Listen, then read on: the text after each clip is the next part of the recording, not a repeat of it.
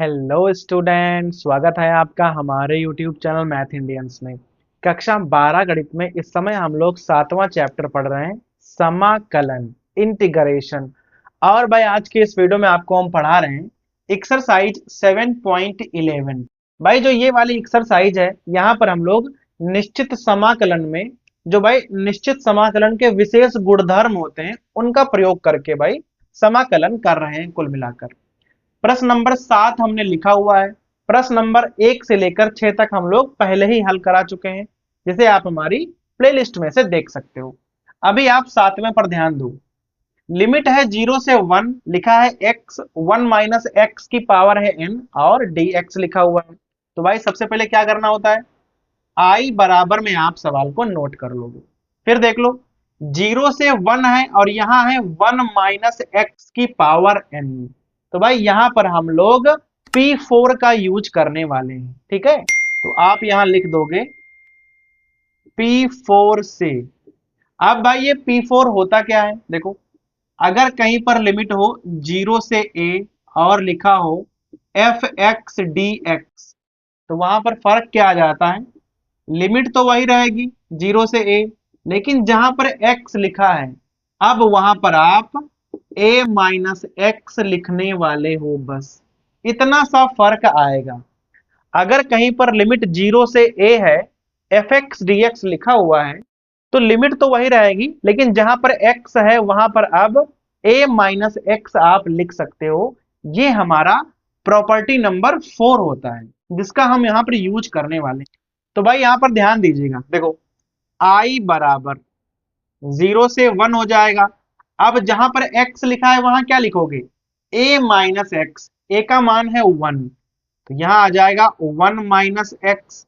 फिर यहां पर कैसे रखोगे, इस प्रकार से भाई ब्रैकेट बना लो, 1 माइनस फिर ये x लिखा है, x का मान क्या रखोगे 1 माइनस एक्स, और भाई पूरे पर पावर है n, यहां आपने लिख दिया dx।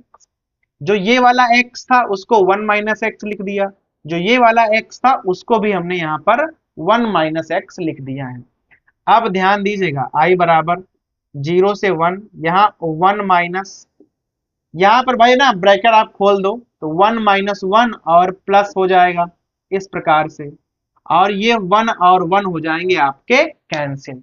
तो यहां पर बचेगा आपका x की पावर n बचेगा, केवल x की पावर n की आप यहां ना चाहो तो गुणा कर सकते हो।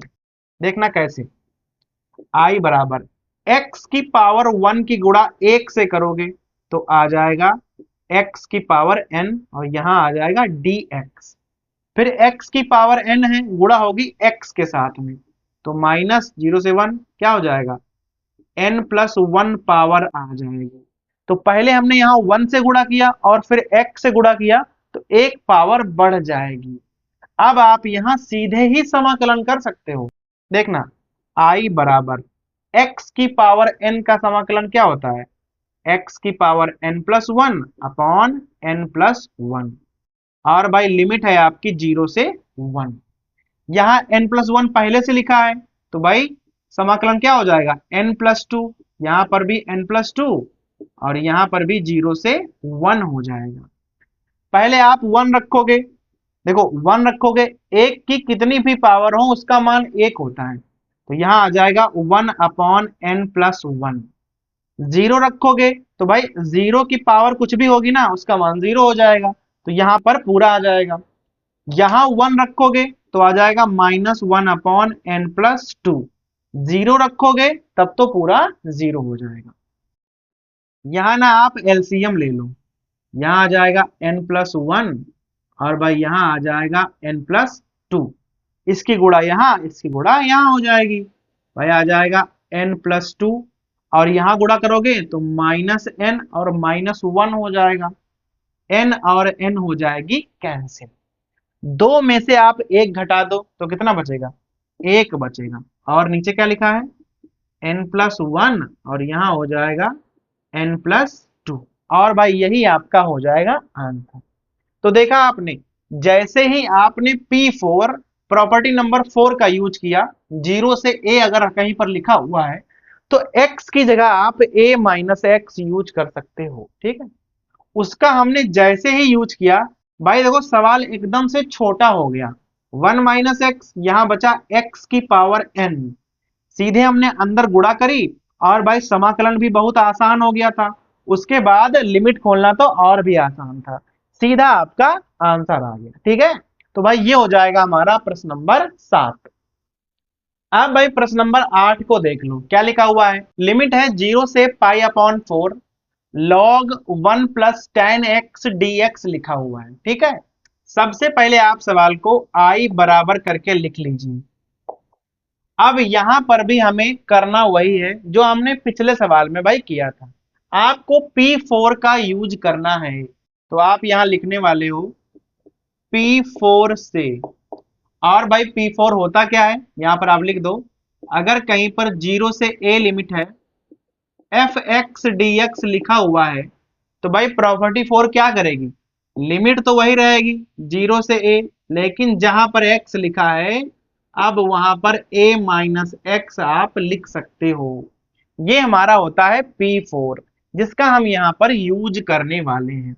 देखना कैसे, तो लिमिट तो वही रहेगी 0 से π/4 log, यहां भाई ब्रैकेट इस प्रकार से बना लो 1 + tan x, तो 1 + tan। अब जहां पर x लिखा है तो x की जगह क्या लिखोगे, a - x।